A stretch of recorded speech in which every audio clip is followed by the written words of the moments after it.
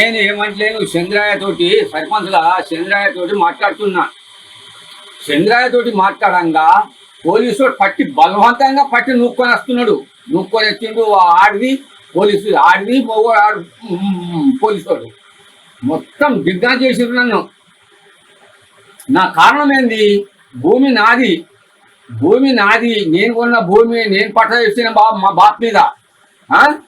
అయితే నన్ను గుంజుకట్టుడు కాదు దొంగ పట్ట చేపించుకోవడం కారణం ఏంది? తుంతులో రాముడు దొంగ పట్ట చేసి వాళ్ళకు వాళ్ళు ఎవరు ఎక్కడోడు? నాది భూమి, నేను కొనుక్కున్నా, నేను చేపించుకున్నా. ఇదంతా ఏమిటిది? ఇంకా నన్ను పోలీసు వాళ్ళు గుంజుకట్టుడు ఎంత ఇజ్జత్ పోయింది మందిలో నాది. నా ఇజ్జత్ పోయింది. పోలీసు వాళ్ళు నూకించందే నాకు బాణం ఎట్లా అవుతుంది, ఎట్లా అవుతుంది? దీని కథ ఏమిటిది? చేసేస్తా పోలీసు వాళ్ళ మీద. నేను ఏమంటలేను. చంద్ర రైట్, ఒక్కసారి ఆ వ్యక్తి మాట్లాడుతున్న సందర్భాన్ని చూశారు కదా, ఎంత ఆవేదన. ఆ భూమి గురించి ఇష్యూ ఉంది, మాట్లాడడానికి వచ్చారని చెప్పి ఆ మాట్లాడుతున్న సందర్భంలోని ఆ పోలీసుడు నన్ను నూకాడు అని చెప్పి ఆయన మాట్లాడుతున్న తీరు చూసారా? బక్కపలిచిన మనిషి ఏమడుగుతాడు? కనీసం చెయ్యెత్తగలడా? కోపంలో చెయ్యెత్తే పరిస్థితి అయినా ఉంటుందా అక్కడ? అటువంటి వ్యక్తినా? అంటే మనకి బలహీనంగా కనిపిస్తున్న వ్యక్తుల మీద మనం ప్రతాపం చూపిస్తామా? ఎంత దుర్మార్గం ఇది, ఎంత దౌర్జన్యం ఇది! అదే పొజిషన్లో ఒక రాజకీయ నాయకుడి ఇన్ఫ్లుయెన్స్తో వస్తే ఇదే తీరుగా ప్రవర్తిస్తాడా ఆ పోలీసు? ఇదే తీరుగా ప్రవర్తిస్తావు నువ్వు? క్షమించాలి, ఒక పోలీసుని పట్టుకొని ఏకవచనంతో ఇక్కడ పిలవడం. బట్ నా ఉద్దేశం అక్కడ అమర్యాదపూర్వకంగా కాదు, అతగాడు చేసిన తీరుకి ప్రశ్నించే తీరులో భాగంగానే. మీరు చూడొచ్చు ఎటువంటి ఆవేదన వ్యక్తం చేస్తున్నాడు ఆ పెద్ద ఆయన. ఏమంటున్నాడు? నా భూమి కోసం అక్కడ నేను వెళ్ళాను, మాట్లాడుతున్నాను, తనకు అన్యాయం జరిగిందని చెప్పినప్పుడు గుర్తు పెట్టుకోండి. ఈరోజు ఒక రైతును మనం కనుక కోల్పోయామనుకుంటే మనకి ముద్ద పెట్టేవాడు ఉండడు రేపటి రోజు. రైతు అంటే మీకు అంత హీనంగా కనిపిస్తున్నాడేమో, బహుశా ఆ పదం ఉపయోగించినందుకు క్షమించాలి, కానీ తప్పట్లా ఇలాంటి వ్యక్తిని ఉద్దేశించి చెప్పే సందర్భంలో. ఈరోజు రైతు అనేవాడు కనుక పంట పండించకపోయి ఉంటే మీ పరిస్థితి ఏంటో ఆలోచించుకోండి. ఈ నేపథ్యంలోని ఇదే ఘటనకు సంబంధించి నిర్మల్ జిల్లా ఎస్పీ జానకి శర్మల కూడా రియాక్ట్ అయ్యారు. రియాక్షన్ చూద్దాం. మండలంలోని పాతేళ్లపూర్ విలేజ్ లో జరుగుతున్న భూభారతి సదస్సుకి అటెండ్ అయిన ఒక రైతు అక్కడ ఉన్న తహసీల్దారు రెవెన్యూ సిబ్బంది తోటి ఆర్గ్యుమెంట్ చేస్తూ ఉన్నప్పుడు ఆయన తహసీల్దారు పోలీస్ సిబ్బందికి అక్కడి నుంచి ఆయన పంపించేయమని చెప్పడం జరిగింది. పంపిస్తున్న క్రమంలో ఏఎస్ఐ రామచందర్ అతన్ని చాలా దురుసుగా నెట్టివేయడం జరిగింది. ఇట్లాంటి చర్యల్ని పోలీసులు కూడా ఎవరు హర్షించరు. ముఖ్యంగా నిర్మల్ పోలీస్, మీ పోలీస్ అని మేము ఒక క్రమంగా ప్రజలకు దగ్గరవుతూ ముందుకు వెళ్తున్న క్రమంలో ఇట్లాంటి చర్యలు అసలు నిర్మల్ పోలీసులు ఎట్టి పరిస్థితుల్లోనూ సహించేది లేదు. అలాగే మా జిల్లా ఇన్ఛార్జ్ మినిస్టర్ సీతక్క గారు కూడా ఈ విషయంలో ఆరా తీయడం జరిగింది. మా ఉన్నతాధికారులు కూడా క్రమశిక్షణ చర్యలు తీసుకోమని చెప్పడంతో మేము ఈ ఘటన మీద రిపోర్ట్ తయారు చేసి దీని మీద ఎంక్వైరీ చేసి బాసర్ రేంజ్ డిఐజీ గారికి ఇది క్రమశిక్షణ చర్యల కోసం సిఫారసు చేయడం జరిగింది. ఈ రామచందర్ ఏఎస్ఐని డిఐజీ సస్పెండ్ చేశారు. అది నిర్మల్ జిల్లా ఎస్పీ జానకి శర్మల చెబుతోంది. ఏఎస్ఐ రామచందర్, ఆ దాడి చేసిన వ్యక్తి ఏఎస్ఐ రామచందర్, అతగాన్ని ప్రస్తుతం సస్పెండ్ చేస్తామంటూ చెప్తున్నారు. ఎక్కడైనా ఎవరి మనసులో అయినా రైతు అనే చిన్న చూపు కనుక ఉంటే ఒక్కసారి ఆలోచించుకోండి. మీ దురహంకారం మిమ్మల్ని ఇటువంటి దాష్టికాలకి పాల్పడేలా చేసే కన్నా ముందే మీలో మార్పు వస్తే మంచిది. లేకపోతే మీరు మీ జులుం చూపిద్దామనుకుంటే ఇది ఆనాటి భారతం కాదు. ఇది గుర్తుపెట్టుకోండి, ఇది ఆనాటి భారతం కాదు. ఇది సోషల్ మీడియాలో యుద్ధం చేయగల భారతం. మిమ్మల్ని ఏ స్థాయికి తీసుకువెళ్ళగలదు తెలుసు. సస్పెన్షన్ కాదు, మీ పోస్టు ఊస్ట్ అయ్యేంత వరకు ఒక్కసారి కంకణం కట్టిందా ప్రభుత్వాలే ఉనికిపోతాయి. గుర్తుపెట్టుకోండి. కాబట్టి మీరు ప్రజలకు సేవకులు మాత్రమే, గుర్తుపెట్టుకోండి. అది ఇదే ఘటనకు సంబంధించి అప్డేట్స్ తెలుసుకునే ప్రయత్నం చేద్దాం. మా ప్రతినిధి రవి నాయక్ అప్డేట్స్ అందించేందుకు సిద్ధంగా ఉన్నారు. రవి, ఈ ఘటనకు సంబంధించి ప్రస్తుతం రైతు ఆరోగ్యం ఎలా ఉంది ముందుగా? ఎందుకంటే పూర్తిగా ఆయన పట్టుకొని గుంజి ఏకంగా బయటికి నెట్టేసిన పరిస్థితి ఉంది. ప్రస్తుతం అతగాడి ఆరోగ్యం ఎలా ఉంది? రైతు ఆరోగ్యం ఎలా ఉంది? ఎస్ సచిన్, వెంకట్ అనే రైతును పోలీసు నేరుగా ఏఎస్ఐ రామచంద్ర గుంజి వేయడం జిల్లాలో సంచలనంగా మారిన పరిస్థితి. ఉమ్మడి ఆదిలాబాద్ జిల్లాలోనే ఇది ఒక హాట్ టాపిక్ గా మారిన పరిస్థితి కనబడింది. అయితే ఆ ఎల్లపు వెంకటి నేరుగా నిర్మల్ ఎంఆర్ఓ ఆఫీస్ కు పోయిన పరిస్థితి. ఎల్లాపూర్ గ్రామం, పాత ఎల్లాపూర్ గ్రామానికి చెందిన వెంకటి నేరుగా ఆడికి పోయిండు. వెంకటి సర్వే నంబర్ 5/E లో దాదాపు 3 ఎకరాల భూమి ఉంది. ఆ 3 ఎకరాల భూమి ఆ ఎల్లాపూర్ శివార్లో ఉంది. ఆ ఎల్లాపూర్ శివార్లో గత కొద్ది రోజుల నుంచి ఈ సర్వే నంబర్ పై ఆ కలెక్టర్ గారికి ఇరు వర్గాలు ఫిర్యాదు చేసుకున్న పరిస్థితి. అయితే ఇటు కలెక్టర్ గారు నేరుగా తరువు ఎంక్వైరీకి జిల్లా కలెక్టర్ గారి ఆదేశాల ప్రకారం నేరుగా ఎంఆర్ఓ దగ్గరికి పంపించిన పరిస్థితి. అయితే ఈరోజు భూభారతికి సంబంధించి ప్రధానంగా అవగాహన సదస్సుతో పాటు ఎవరైతే కాంప్లికేటెడ్స్ ఉన్నాయో, అంటే సమస్యలు ఉన్న వారిని నేరుగా ఎటువంటి సమస్యలు లేకుండా ప్రభుత్వం పరిష్కరించాలని ఒక ప్రయత్నం చేస్తుంది. అందులో భాగంగానే నేరుగా కేసులో ఇరు వర్గాలను పిలిచిన పరిస్థితి. అయితే ఎంఆర్ఓ దగ్గర కొంత వెంకట్ దురుసుగా ప్రవర్తించాడని ప్రాథమికంగా మనకైతే తెలుస్తుంది. వెంకట్ దురుసుగా ప్రవర్తించగానే ఎంఆర్ఓ చెప్పాడు. అంటే ప్రాథమిక ఫస్ట్ క్లాస్ మేజిస్ట్రేట్ కాబట్టి నేరుగా ఎంఆర్ఓ ఏఎస్ఐకి చెప్పాడు. ఏఎస్ఐ రైతును నెట్టివేస్తున్న విజువల్స్ మనం ఎక్స్క్లూజివ్ చూస్తున్నాం. అయితే రైతును ఆవేశపూరితంగా, ఉద్దేశపూరితంగా, నిర్లక్ష్యంగా నెట్టివేశారని ఇటు ఒక్క రకంగా ఈ వీడియో వైరల్ కావడంతో ప్రధానంగా జిల్లా ఎస్పీ అదేవిధంగా పోలీసు వ్యవస్థ అంతా రెస్పాండ్ అయిన పరిస్థితి. దీనిపై క్రమశిక్షణ చర్యల నిమిత్తం నేరుగా ఆ జిల్లా ఎస్పీ డిఐజికి సిఫారసు చేసిన పరిస్థితి. ఇంతకు ముందే అందిన సమాచారం ప్రకారం ఆర్టీవీ ఎక్స్క్లూజివ్గా అందిస్తున్న సమాచారం ప్రకారం ఎవరైతే ఏఎస్ఐ రామచందర్ ఉన్నారో రామచందర్ను సస్పెండ్ చేస్తూ ఉత్తర్వులు జారీ చేసిన పరిస్థితి అయితే కనబడింది. అయితే అటు రామచందర్ను కూడా ఆర్టీవీ సంప్రదించే ప్రయత్నం చేసింది. రామచందర్ నేను ఉద్దేశపూర్వకంగా తోయలేదు, తనను లాగేయలేదు, ఈలోపు తన తురుములాటకు ప్రయత్నం చేశాడు, అందుకోసమని ఆవేశపూరితంగా ప్రవర్తించాడు కాబట్టి నేను కొంత నిర్వర్తించే ప్రయత్నం చేశాను, అందులోనే ఈ తప్పిదం జరిగిందని ఏఎస్ఐ చెప్పే ప్రయత్నం అయితే చేశాడు. అయితే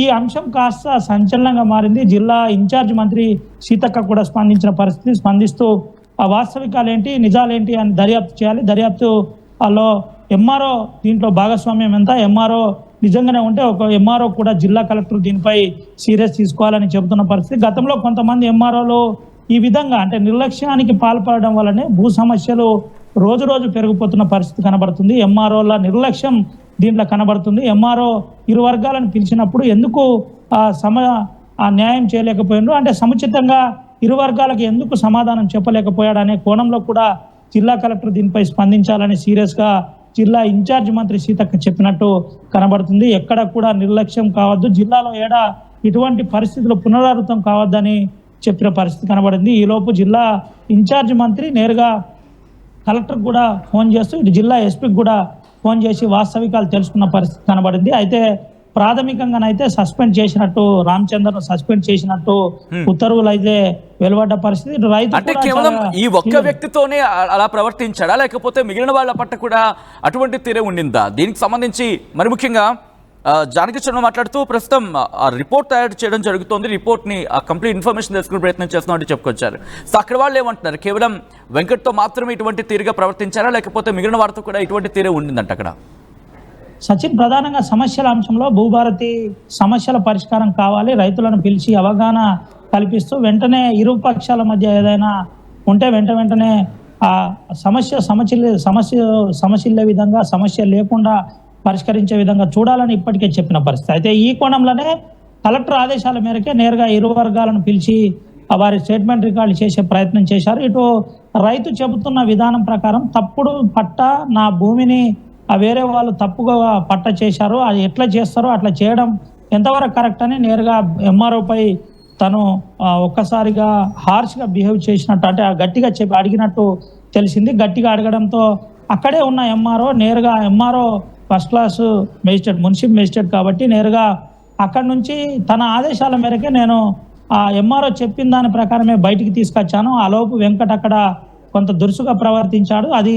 అది ఉద్దేశంలోనే నేను చేశాను, కానీ చాలా మంది వచ్చారు, ఎవరికి నేను ఎటువంటి హాని చేయలేదు, ఎవరిని తోసివేయలేదని ఏఎస్ఐ రామచందర్ చెప్పే ప్రయత్నం చేశారు. అయితే వాస్తవికాలు ఏం జరిగింది, సోషల్ మీడియాలో ఎవరు ఇదంతా వైరల్ చేశారు, ఏ విధంగా జరిగింది అనే కోణంలో కూడా పోలీసులు విచారిస్తున్న పరిస్థితి కనబడుతుంది. నిజంగానే సమస్య ఏదైనప్పటికీ పోలీసు బాధ్యత గల ఉద్యోగం కాబట్టి పోలీసులు మీకోసం నిర్మల్ మీ పోలీసులు అంటూ జిల్లా ఎస్పీ జానకి శర్మిల ఒక వినూతన ప్రయత్నం చేస్తున్న పరిస్థితి. అందులో భాగంగానే మేము ఇప్పటికే ప్రజలకు చేరువవుతున్నాం. ఆ తరుణంలో ఇలాంటి జరగడం ఎట్టి పరిస్థితిలో కరెక్ట్ కాదు, ఇదంతా కూడా తప్పుడు సంకేతం పోయే ప్రమాదం ఉంది కాబట్టి మేము వెంటనే ఏఎస్ఐని సస్పెండ్ చేసినట్టయితే మనకు ఇప్పటికే ఆర్టీవీతో ఎక్స్క్లూజివ్ గా మాట్లాడిన పరిస్థితి కనబడింది. ఏది ఏమైనప్పటికీ రామచందర్ను తోసివేయడం సంచలనంగా మారిన పరిస్థితి. తనతో పాటు ఒక మహిళా కానిస్టేబుల్ కూడా అక్కడే ఉన్నారు. మహిళా కానిస్టేబుల్ కూడా మందలిచ్చినట్టుగా మనకు తెలిసింది. దీని వెనకాల నిజంగానే ఎంఆర్ఓ అనుకుంటే ఎంఆర్ఓను కూడా